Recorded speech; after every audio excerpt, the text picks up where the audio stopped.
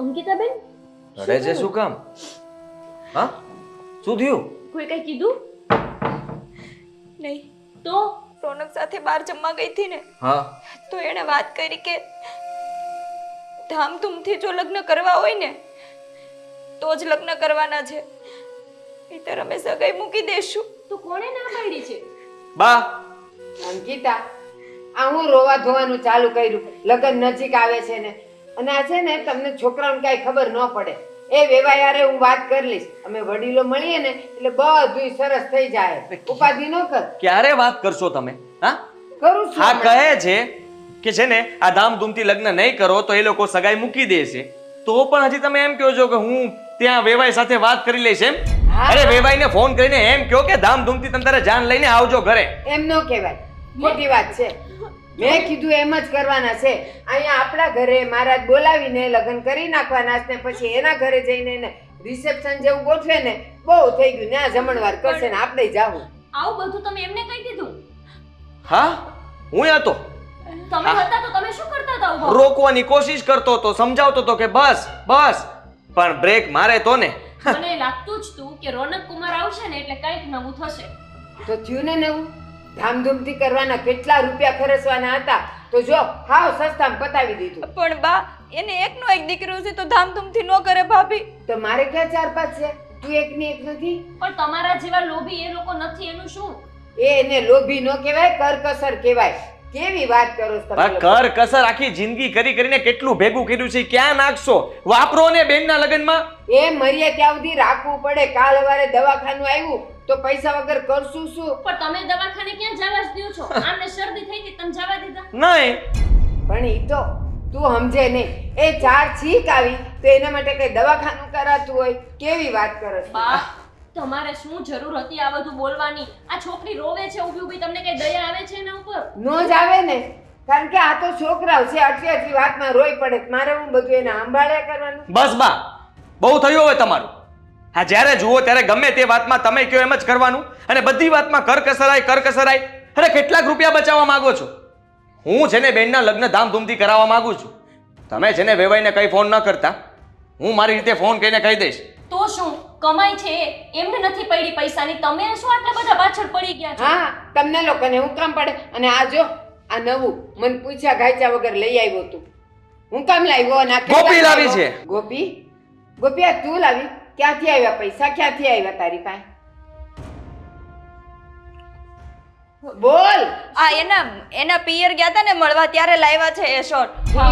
તું એની વકીલાત કરે છે. વકીલાત? એને ખબર નથી પડતી એમ ને? અરે હું ભૂલી ગઈ હતી બા, મેં એમને બતાવ્યો તો શર્ટ. આ શર્ટ અને એક સાડી મને આપી હતી, એટલે મેં એમને કીધું કે આજે કુમાર આવે છે ને તો નવા પહેરો. હજી તારે જે લેવો હોય ને તો લઈ આવજે તમ તારે, મૂંઝાતી નહીં. હવે હું પણ કપડાં લઈશ.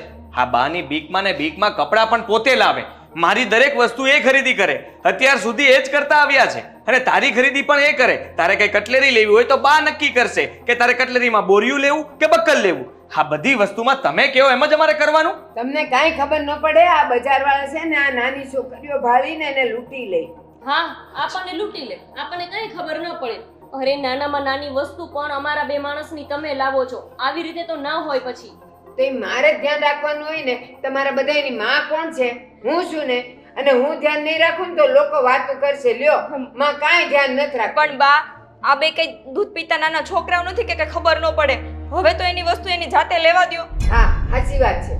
દૂધ પીતા છોકરાઓ નથી, પણ મારાથી મોટાઈ નથી ને. તમારે- એટલે મારે ધ્યાન રાખવાનું હોય. હવે મૂકો ને આ બધી ચર્ચા. અત્યારે તો ચિંતાની વસ્તુ એ છે કે આમનું શું થશે ભવિષ્યનું. ઈ કઈ જ નહીં થશે. જે મેં ધાર્યું છે ને ઈ જ થાય. ઈ નહીં થાય. તું ચિંતા જરાય ન કરતી. હા, રોનક કુમાર સાથે હું વાત કરી લઈશ, અને એ લોકોને કહી દઈશ કે ભાઈ ધામધૂમથી લગ્ન કરશું આપણે. તમે કહો ને એ બધું કરવા માટે તૈયાર. ફાર્મ હાઉસ રાખવું પડે તો ફાર્મ હાઉસ રાખી લેશું. બસ. માં, હવે તું મારી ઉપર વટ જઈશ. હા, જશું. હાલો હવે હાલ, ઈ વાત કરી લેશે તાર ભાઈ. લે, આ મગને પગ આવી ગયા. હવે બોલતા થઈ ગયા છે બધાય.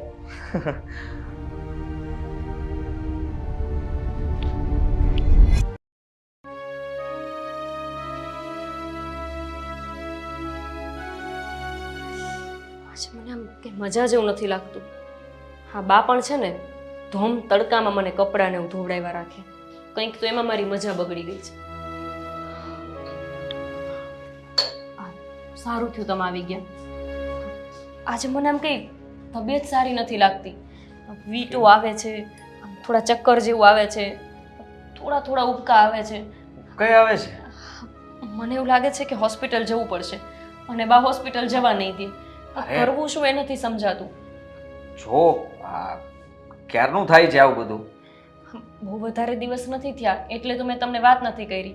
2-3 દિવસથી જ આવું થાય છે એટલે વધારે દિવસ નથી થયા, નહીંતર તો હું તમને પહેલા જ વાત ન કરું. પણ આ કંઈ ખાવામાં એવું આવી ગયું હશે કે શું, મને કાંઈ સમજાતું જ નથી. અરે એવું ના હોય. હા, તને તો આ બધી ખબર હોવી જોઈએ ને કે શું? આવું કેમ થતું હોય. મતલબ કે કઈ સારા સમાચાર, ગુડ ન્યૂઝ. એવું તો મેં વિચાર્યું જ નહીં. હા, હા ને, એવું પણ હોઈ શકે કે તમે પપ્પા બનવાના હોય, પણ હું એ વાત માટે કંઈ નક્કી ન કહી શકું. હા, ખાલી ખોટા તમે સપના જોવા માંડો અને પછી તમે દુઃખી થાવ. અરે સપના જોવાની વાત ક્યાં આવી આમાં? હોઈ શકે, એના કારણે પણ થતું હોય.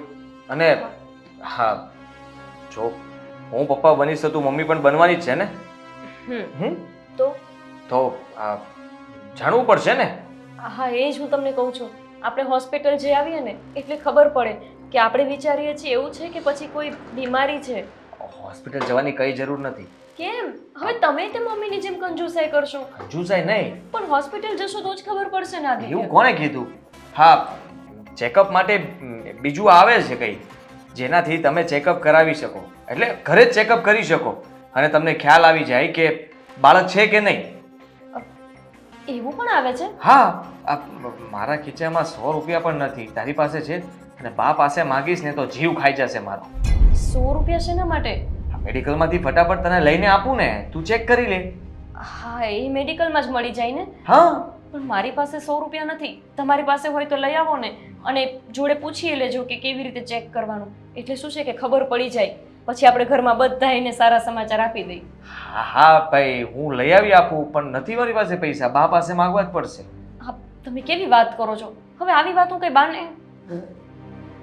શું કેવું છે મને? શું વાતું છે? કઈ નહીં, જુઓ ગોપીને થોડા પૈસા આપજો અને એ તમને કહી દેશે. હા ગોપી, શું કહી દેશે? તમે તો કયો બાને. શું કેવું છે મને કે ને ભાઈ, શું છે? બા 100 રૂપિયા જોઈએ છે ખાલી. 100 રૂપિયા? હા બા, ખાલી 100 રૂપિયા જોઈએ છે મારે. 100 રૂપિયા? પણ હું કામ ક્યાં જાઉં તારે? આટલી અમથી વાતમાં તો આંખ ફાટીને હાથમાં આવી ગઈ. એટલે હું બોલી તું? બા, ખાલી એમ કહું છું કે મારે 100 રૂપિયાની અત્યારે સખત જરૂર છે. એમાં નથી ચાલે એવું. 19-20 તમે ગમે એમ કરશો ને નહીં મેળ આવે. તારે હું લેવા જાવું છે? હું લાવી દઉં. ઈ તું જે 100 રૂપિયાનું લાવે ને ઈ હું આમ 15-20 રૂપિયામાં લાવી દઉં. ખાલી કે મને હું જોઈ છે? બા, અમુક વસ્તુ એવી હોય કે એને તમે ન લાવી શકો, એ મારે જ લાવવી પડે. હવે તમે ગઈઠે ગઈઠ પણ લેવા જશો મેડિકલમાં તો લોકો તમારા માટે શું વિચારશે એ તમને ખબર છે? એટલે તાર દવા લાવીશ. ઓલા આદિને કેટલી ચીકુ આવતી હતી તો જો ઉકાળો પાઈ પાઈને ચીકુ મટાડી દીધી. અને હવે તારે પાછું ઈ સ્ટોરમાં જવું છે. ઈ લોકો છે ને આપણા પૈસે જ કમાતા હોય. પણ આ વસ્તુને આપણે મટાડવાની નથી, આ વસ્તુને આપણે ઉછેરવાની છે. તમને કેમ સમજાવું હું? એટલે કઈ ઝાડનો છોડ લાવવાનો છે? એ ઝાડનો છોડ નથી લાવવો. જો ઝાડનો છોડ લાવીશ તો મારે ઉગાડવાનો, એમાં જે ફૂલ થાય એ ફૂલ વેચવા જવાના. એટલે આવું મારે કંઈ નથી કરવું. મારે ખાલી 100 રૂપિયા જોઈએ છે. બીજી બધી પંચાયત ન કરો ને તો સારું. તું નહીં કહે ને ત્યાં સુધી હું તને 1 રૂપિયો આપવાનો નથી. એટલે જે હોય ને મારો ટાઈમ બગાડ્યા વગર મને કહી દે કે તારે એને માટે જોઈશ. લાગે છે કે ઘરમાંથી કંઈક વાસણ બાસણ વેચીને 100 રૂપિયા એલી એક ચમચીને તો હાથ લગાડ અને વેચવા જા. હું વેચવા દઉં તને. 100 રૂપિયા આપશો કે નહીં આપો? નહીં આપું. જ્યાં સુધી હું કારણ નહીં જાણું ત્યાં સુધી નહીં આપું. હવે બોલ. મારે તપાસ કરવી છે કે હું ગર્ભવતી છું કે નથી, અને તપાસ કરવા માટે મેડિકલમાં કંઈક મળે. શું મળે એ મને ખબર નથી. ઊભી રહે ઊભી રહે ઊભી રહે.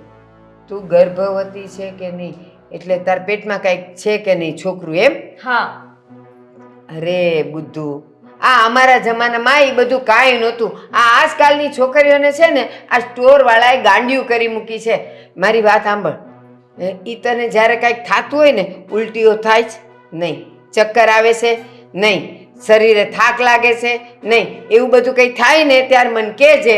એટલે હું કહી દઈશ તને જોઈને જ કે છે કે નથી. આપણે ક્યાંય બતાવવા જવાનું નથી. પણ હું હા તો પાડું છું કે મને થાય છે, તોય તમે નહીં નહીં એમ જ કરો છો. હા તો છે ને હું તને હમણાં અંદર લઈ જાઉં અને બતાવું તને કે છે કે નથી એમ. મને તરત આમ જોઈને ખબર પડી જાય. તમને કેવી રીતે ખબર પડી જશે? તને શું ખબર પડે? મારે એવી કોઈ તપાસ નથી કરવી. મને તમારા પર ભરોસો ન આવે. હા. તમે કેવી રીતે તપાસ કરવાના? હા ઓલા બાજુમાં સરલાબા છે ને હા. એના દીકરાની વહુ જો એને છે ને ઉલટીઓ થાતી હતી, ચક્કર આવતા હતા, ઓલું કંઈક અથાણું ખાવાનું મન થાતું હતું, પછી મને બોલાવી ગયા તો મેં છે ને ખાલી એને પેટે હાથ ફેરવીને કહી દીધું કે છોકરું છે કે નથી, અને હતું છોકરું.